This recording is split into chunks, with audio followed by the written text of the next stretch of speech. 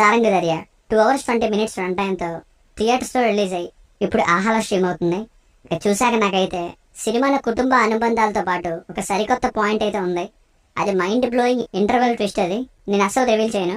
ఆ పాయింట్కి రిలేటెడ్గా వచ్చిన సీన్స్ అన్ని ఇంట్రెస్టింగ్గా ఉంటాయి, మెయిన్గా సెకండ్ హాఫ్లో. ఇక మిగతా రన్ టైం మాత్రం స్లోగానే సాగింది. కొంచెం చెప్పేసిన విషయాల్ని మళ్ళీ మళ్ళీ వేరే సీన్స్తో చెప్పేలా కాకుండా ఇంకా కొన్ని అన్నెసెసరీ సీన్స్ని తీసేసి అవేంటో కూడా ముందు ముందు ప్లస్ అండ్ మైనస్ పాయింట్స్లో క్లియర్గా చెప్తా ఎక్కడలాగైంది ఎందుకని.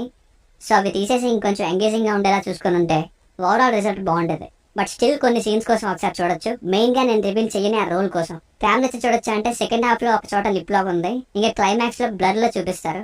అవి తప్ప మిగతాదంతా చూడొచ్చు. బేసిక్ స్టోరీ లైన్ ఏంటంటే ఒక ఫ్యామిలీ, ఆ ఫ్యామిలీతో తల్లిదండ్రులు, వాళ్ళ పిల్లలు, అందులో వాళ్ళకి వచ్చిన ప్రాబ్లమ్స్ ఏంటి, చివరికి ప్రాబ్లమ్స్ ఏమయ్యాయి అన్నది స్టోరీ. ప్లస్ పాయింట్స్, ఒక ఫ్యామిలీలో ఉండే క్యారెక్టర్స్కి వేరే వేరే ప్రాబ్లమ్స్ని క్రియేట్ చేయడమే ప్లస్. మెయిన్గా తండ్రి రోల్లో రాజా రవీంద్ర గారి యాక్టింగ్ బాగుంది, మిగతా యాక్టర్స్ పర్ఫార్మెన్సెస్ కూడా. ఒక మిడిల్ క్లాస్ సెటప్, ఇంకా చాలా అన్ని మీనింగ్ఫుల్ డైలాగ్స్ బాగున్నాయి. ఇక సినిమాకి మెయిన్ పాయింట్ అయిన ఒక విషయాన్ని అందరూ కూడా దాన్ని సాధారణంగానే ట్రీట్ చేయాలంటూ ఒక ఫ్యామిలీ ఎమోషన్తో దాన్ని చూపించడమే ఈ సినిమాకు major highlight and unique point అని చెప్పాలి. ఆ రోల్కి చెప్పిన డబ్బింగ్ కూడా బాగుంది. ఇక ఇంటర్వల్ ట్విస్ట్, ఒక తండ్రి పిల్లలకి సపోర్ట్ ఇస్తే ఎంత ధైర్యంగా ఉంటుంది అని చెప్పిన తీరు, సర్క్యూమ్సెషన్తో ఒక స్టోరీని హ్యాపీ ఎండింగ్ ఇచ్చిన విధానం, ఇంటర్వల్ తర్వాత 4 years 11 years 13 yearsకి అంటూ చూపించిన ఫ్లాష్ బ్యాక్, క్లైమాక్స్ ఇవి బాగున్నాయి. సినిమాటోగ్రఫీ వీడియో సాంగ్స్లో బాగుంది, మిగతా చోట్ల నార్మల్గానే ఉంది. బ్యాక్గ్రౌండ్ మ్యూజిక్ మాత్రం పెద్దగా లేదు. సాంగ్స్ లాస్ట్లో చిత్ర గారు పాడిన పాట బాగుంది. మైనస్ పాయింట్స్, ముందు నుండి చెప్తున్న మెయిన్ పాయింట్ని బాగా హ్యాండిల్ చేశారు తప్ప ఇద్దరు కొడుకుల స్టోరీస్ నార్మల్గా ఉంటాయి అండ్ రిపిటేటివ్గా అనిపిస్తాయి. చాలా క్లారిటీతోనే ఆ ఫ్యామిలీలో ఉండే ఒక్కొక్క మెయిన్ క్యారెక్టర్ని చూపించుకుంటూ వెళ్తారు. అదే ప్రాసెస్లో ఒక 2 మెయిన్ క్యారెక్టర్స్కి 2 సాంగ్స్ కూడా వస్తాయి స్టార్టింగ్లో.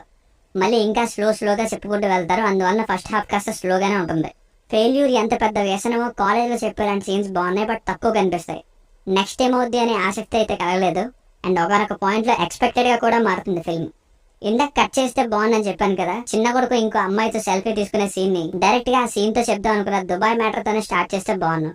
సెకండ్ హాఫ్లో బార్కి వెళ్ళి అన్నయ్యతో గొడవ పడడం, ఇంకా లవ్ ఫెయిల్యూర్తో బాధపడుతున్నాడని తెలుసు, కానీ సెకండ్ హాఫ్లో కూడా మళ్ళీ చిన్న ఫ్లాష్ బ్యాక్, అందులో లిప్ లాక్, మళ్ళీ హీరో బాధపడుతున్నప్పుడు చూపించడం. ఈ సీన్ని కట్ చేసినా పెద్ద నష్టం లేదనిపించింది. కొన్ని మిస్టేక్స్ ఉన్నాయి. క్యాస్ట్ కోసం మొత్తం అంతా మాట్లాడాక అడుగుతారు, బట్ అది ముందే కూతురుని అడిగే బేసిక్ క్వశ్చన్ కదా. అండ్ ఆ టైంలో పెళ్లికి ఒప్పుకోమని రిక్వెస్ట్ చేయొచ్చు కదా హీరో, ఎందుకని అంత హైగా మాట్లాడడం అనే ఫీల్ వచ్చింది. సో ఫైనల్గా మూవీకి వర్డిక్ట్ ఏంటంటే, సినిమాలోని ఇద్దరు కొడుకుల స్టోరీస్ నార్మల్ అండ్ రిపీటెడ్గా ఉన్నప్పటికీ ఇందులో మరొక స్టోరీ అయిన ఆ మెయిన్ అండ్ యూనిక్ పాయింట్ ఏదైతే ఉందో దాని చుట్టూ వచ్చే సీన్స్, ఇంకా మోటివేషనల్ డైలాగ్స్ ఉండే సీన్స్ కోసం ఒకసారి చూడొచ్చు. Only for few scenes. దీనికి రేటింగ్ వచ్చేసి ఇది నా ఒపీనియన్ 2.5/5. మీ కనుక రివ్యూ నచ్చినట్లయితే మరిన్ని రివ్యూస్ కోసం మన ఛానల్ని సబ్స్క్రైబ్ చేసుకోండి. Thank you.